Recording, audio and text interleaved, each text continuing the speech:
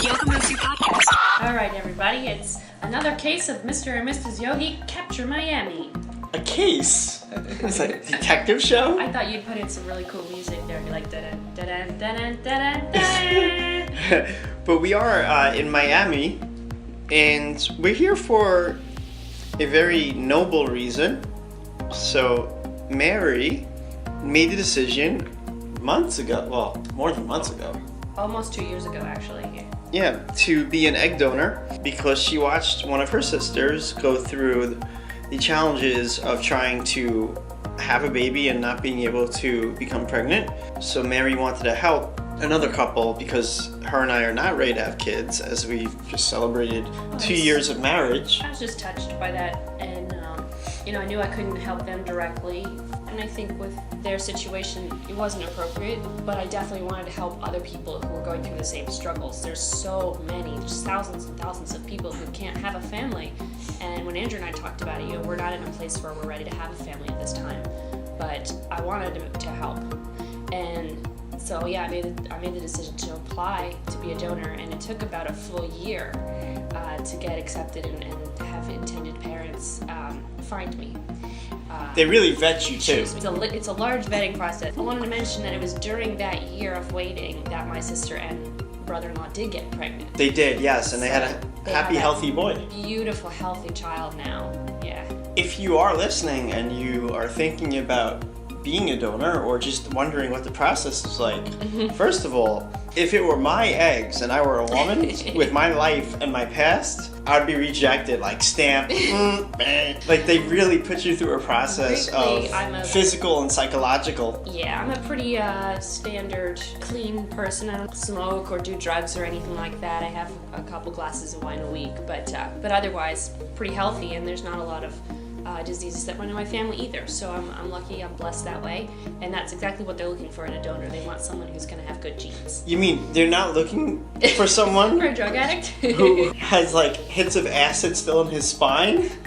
I don't think, and a traveler as well is rough, because if you've been out of the States recently, you're not allowed to be a donor. For the Zika? Yeah. The Zika, right, yeah. Yeah, So you're approved to be a donor, and so moving forward, we are in the home stretch. So it's been a bunch of checkups, and then that was a process. It's been almost another year, yeah, after being accepted, getting tests and blood work and psych evals and visits and blood work done, checkups and all that. It's been a big project. Right, and then the last stretch is literally Mary has to inject herself with different hormones or different chemicals that are used in the process, and it's something. Yeah, it's a delicate balance of drugs, basically, to make sure that they know exactly what's going on. But it's self-injections, and it takes a lot of guts, to be honest. Yeah, just to let you know, in case you're wondering, I have to speak about my manhood for a second. I did offer to inject her, and we were at the point where I was holding the needle. I was sitting there. And it's in the belly. Just shaking. Every injection is in the belly. You switch parts of the belly, but it's in the belly. And she said, I was like freaking out. I was centimeters away from that little jab. And she said, I'd rather do it myself. And it was a control thing. I thought that it would be better if he did it, because I did it myself the first night, and it was so hard because it hurt a lot. But the second time, I thought it'd be easier, he just jabs it in, I don't have to do anything, just wait and maybe cover my eyes. It's like a wedding night. No eggs were transferred that night either. Thank God. I realized that, as a control freak, I do actually a lot better knowing exactly what's happening, when it's happening, how it's happening, and have control over the situation. So I was actually freaking out more when he was doing the needle, and then as soon as I took the syringe, I calmed right down, and I got really quiet, and I just stuck it in. And I think that's a great segue into this week's Niyama, which is Svadyaya, which is self-study. And for us, the way we're going to approach this topic of self-study, again, like we've done everything, is to apply it with our relationship and our marriage. Yes. And I really think that me studying Mary throughout this process has shown me Well, a couple of things right off the bat is how strong she is. And because to look fear in the eye with a needle and do it twice a day for 3 times. three times a day for a week and a half, and then knowing what's to come when they do the retrieval, and for us to fly here in Miami for this shows me her fortitude, not just physically, but mentally. So That's really sweet. I'm going to say in this case that I've studied her in how she's dealt with this situation. But also, like she mentioned, the other thing is her need for control over a situation that might be uncomfortable. And there's something to be said in terms of self-study, or in this case, studying my other self, my other half, is it's not a bad thing. It's just, it really is an awareness of this characteristic that came to fruition in an extreme circumstance of like me ready to stick a needle in her and her saying, you know, I really am scared to do this, but I would rather do it myself. Yeah, I guess I definitely learned a lot about myself as well. I mean, I knew I was a control freak, but like you said, in a situation where it's very unknown, you don't know what's going to happen or what it's going to feel like or, you know, how this is supposed to work, I do much better. I realize that about myself. I do a lot better when I've done research about it. I've watched the YouTube video 3 times. I know what's happening. We watched it together. You just need to kind of know what's going on, and I do better if I have an active part in that. I'm not a very good inactive participant. Now, I will say, we could literally use this whole experience for this topic because there's so much There's to a lot, it, yeah. especially now that we're here in the home stretch. And my role has been to be the supporter. Like, I want to be here, but I have to be here too because she's going to be under anesthesia when they retrieve the eggs. I need to drive her, but also really, if the woman who's donating the eggs is married or has a partner, it's, I believe, suggested that they come with that person for moral support. I shouldn't be alone, for sure. So I think that... Look, can I throw in something? Please. About not being alone. So today I got a call from my sister, and I was saying, oh, no side effects from any of these hormone injections. It's been such a breeze, no problem. And then just at the end of today, I realized with my husband sitting here on the couch that, whoa, there have been some side effects. I have been pretty... I've been pretty rude, and I haven't been thinking about what he's going through and what he's having to deal with, and I have been moody. So I guess there have been some side effects, and I just wasn't really aware of them. I just thought he was in a bad mood this whole time, but it was me. I mean, she's pumping herself up with these different hormones and chemicals. I guess they're hormones. And... medications, let's put it that way. That doesn't sound so bad.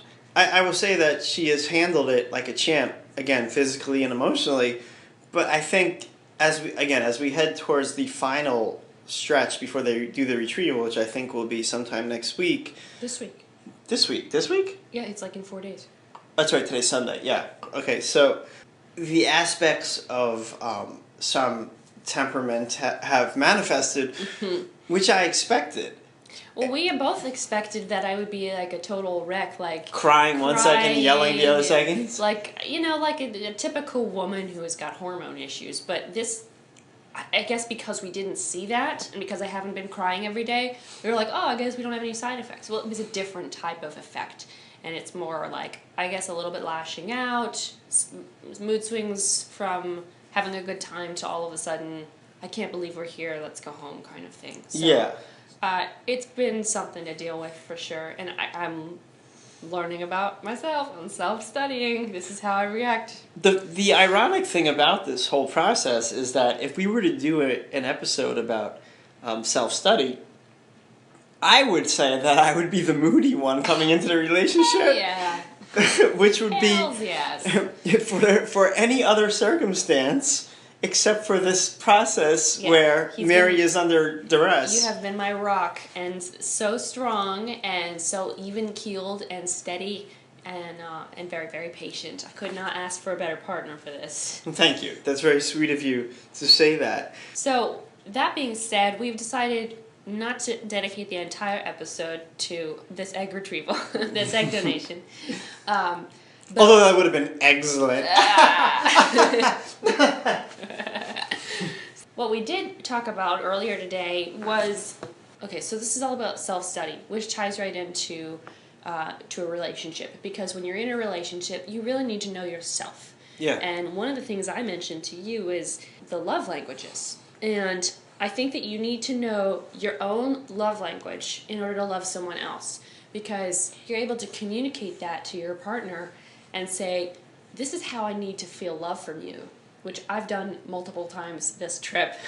Because I'm not feeling I think my usual self. This trip I'm just feeling a little bit more... well, maybe a little more insecure. Insecure, yeah, exactly. Because there's different things entering your body which affect your chemically emotional. So if you know your own love language, then you can indicate and communicate to your partner how you need to feel loved. But you can also know them better because the way that you feel love is the way that you love people, usually. Yeah. So my love language is definitely touch, but also gifts. And so I end up hugging you and giving you gifts that you don't necessarily want or need. Yeah. And you, I hope, know by now, that's my way of loving you. Yeah. Even though your love language is more like quality time and acts verbal. of kindness. Well, and speaking. Words. Yeah. Yeah, maybe not so much quality time. No, because I'm a loner. Yeah, loner mostly. Shouldn't have mentioned that. Can we take that out? No, it's just your perception of it. Yeah, so you will go and you'll clean the house and you'll empty the dishwasher and all these wonderful acts of kindness in order to help me out and make sure that I know I'm loved. And that's your love language. And even though that means really nothing to me, I know you're loving me. So it's important to know your own love language and for your partner to know it as well.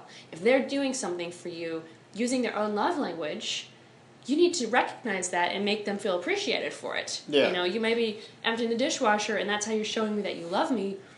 I need to say, wow, that's his way of loving me and I love him for that. Right. Make them feel appreciated. And Mary will ask me for a hug or a kiss, and I do it, and of course I'm happy to do it, but that's not really my love language. Kiss, please. Right, that's a classic phrase. Like literally, she'll be on the couch, and go, kiss, please. It's very important for me. It's the little things.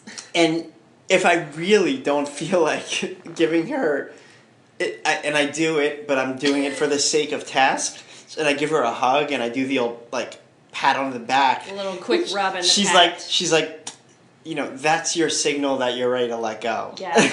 Yeah. Like, she got it down to a science. It's the hug equivalent of a peck on the cheek. It's so impersonal. It's just, I wish I could do it for you over this recording so you know how offensive it is.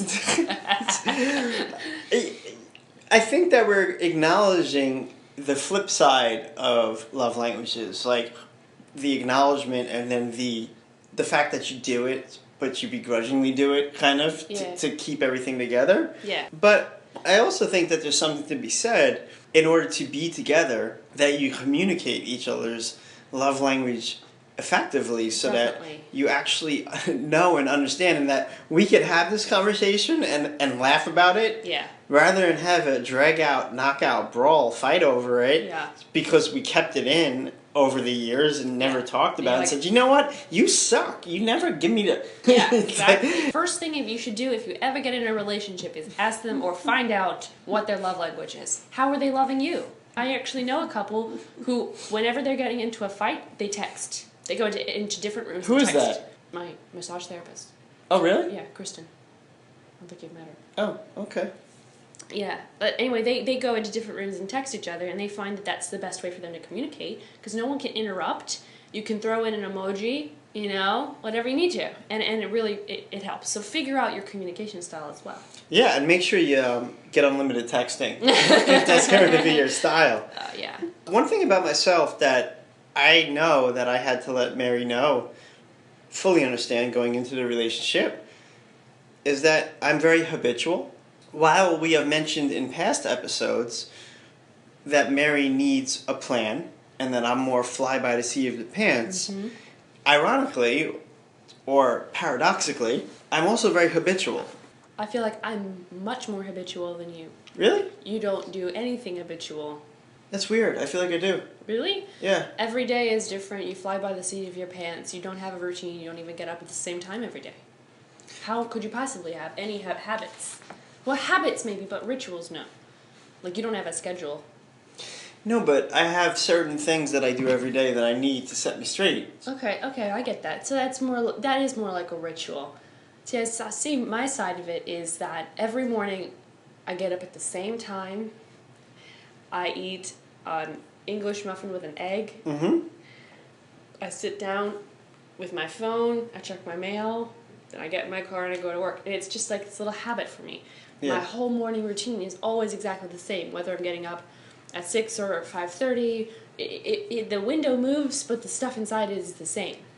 So it's just like it's a little habit for me. I have to eat at noon every day, even on the weekends, because that's lunchtime for me.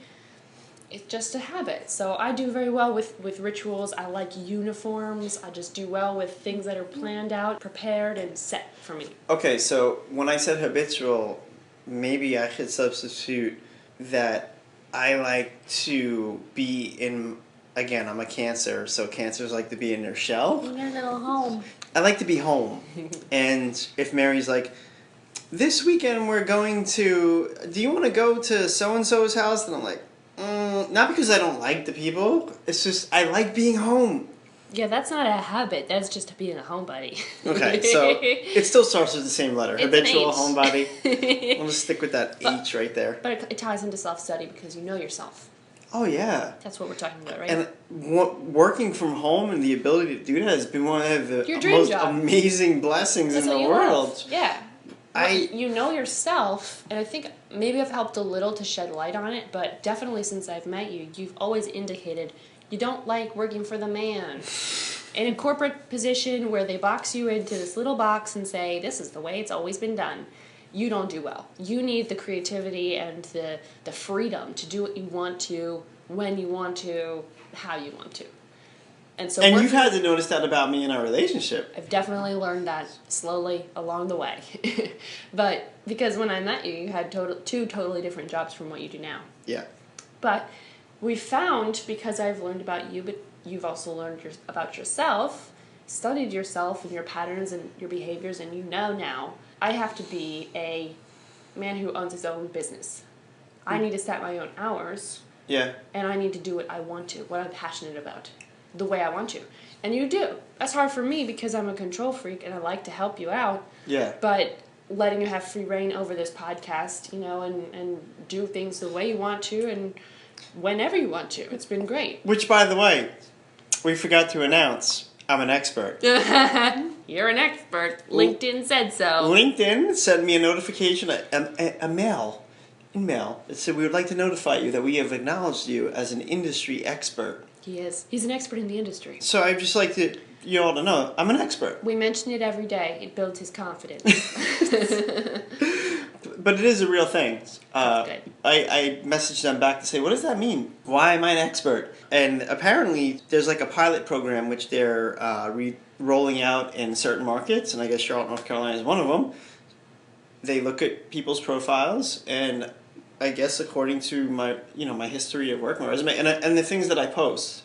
I'm always posting at the podcast and Posting different posts about what I do as a service with the podcast Panacea, and also coaching people now for success coaching, for success, that something caught their eye. It's not that I applied to be an expert, but when you're an expert, people find out. They found ya. Okay, so that was yours. Was that your first or second? I can't even count anymore. I'm just gonna go. It's not part of my expertise. Okay, so yeah, this was one I was thinking about that. When you're studying yourself, one thing you need to make sure you find out, and this may take some meditation. This may take years. It took years for me, and that is, who are you and what do you want in life? And I think for me growing up, we took all sorts of tests and studies and stuff like that to try and find out what are your strengths, how would you partner well with someone, and there's all sorts of resources out there for that. I realize I'm a very analytical person. I'm very good at planning and helping people achieve goals. Yeah. Because I have a bit of a practical side, and I'm a workaholic and an overachiever. So I realized, probably in my early to late teens, that I needed to help people. And if I was going to partner up with someone, I needed to be with someone who's creative that I could help reach their goals. It's perfect because I ended up with someone who is so creative and such a visionary that I can help bring those ideas into reality. You have all these ideas that come to you like every other minute, but I can say, hey, let's harness these and turn it into something and then help you get there, because I've always known, well, I've known since I was a teenager, that I was going to be with someone who could do amazing things for the world and change lives. Thank you. But is going to need help to get there. There's a fine line between genius and insanity. I'm not saying I'm a genius, but I would say Mary helps me keep stray on the side of harnessing the insanity into something productive. Yeah, but that's my point is you should know yourself. Like, I'm built to help. I live to help people. I feel really, really good about myself when I can assist, that I can help people, that I can do things. And you do. Agreed. In New York, especially on Long Island, when you really like somebody, you make fun of them. You make jokes about each other, and you pass insults to each other. And that's like a way, as odd as it may seem to some of you listening, that's when you know that someone really likes you. You bust chops. And I think that Mary had to learn that that was actually one of my ways of expressing love, was to goof a little bit. Not to show who's boss, but he actually had to learn that that was not okay with me. But you've learned to actually laugh, because once you realize that I'm not looking to hurt you by it, you could see the humor in it. Sometimes it's funny. There are a few things we've allowed into the marriage that are funny and lighthearted, but some that are just completely intolerable. You've come a long way in letting me crack jokes. And you've come a long way in toning it down. Sure.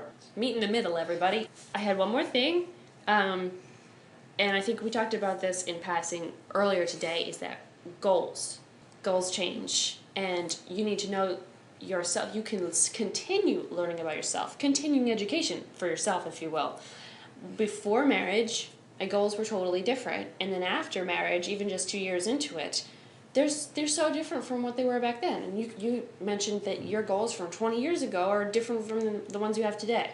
And that's learning about yourself as you are walking through life. Yeah, I mean, I think that you can have goals and you can even achieve them, but then you're going to constantly evaluate. That's part of the process. Andrew evaluates and listens to himself and thinks about it, meditates on it, and reassesses his goals for his life every week, right? Yeah, I do it weekly. Yeah, and those correspond with the monthly, and then with the yearly, and then with the whole life plan. Yeah, it's a process. And it's always I try to mentally check in with myself every day, but as far as actually like writing goals out and where am I in life, I do that maybe once a year. So it's different for everyone, but the point is definitely check in with yourself. You're still growing. You're always growing. You're always changing. Yeah. And that's so true. Humans, we're constantly changing. The world around us is changing. So if you need to keep learning about yourself, keep learning about yourself. Check in and really say, how am I feeling? Where am I in life? Am I who I want to be? And if you're not, it's never too late to change. And just because you pivot doesn't mean that you failed. No. There's no failure. There's only lessons. Life's a roller coaster. It moves all over the place. Backwards, forwards, up and down. Thank you for letting us deliver you this podcast a little bit late. Live from Miami. Now you understand maybe why it was a little bit late, hopefully. There's been a lot going on, but we appreciate our avid listeners. Yes, so thank you once again, and check everything out you need to know about us at our website, yogamovesyou.org. That is the mothership now, yogamovesyou.org. That's right. All right, everybody, we'll talk to you next week. Yoga Moves You Podcast.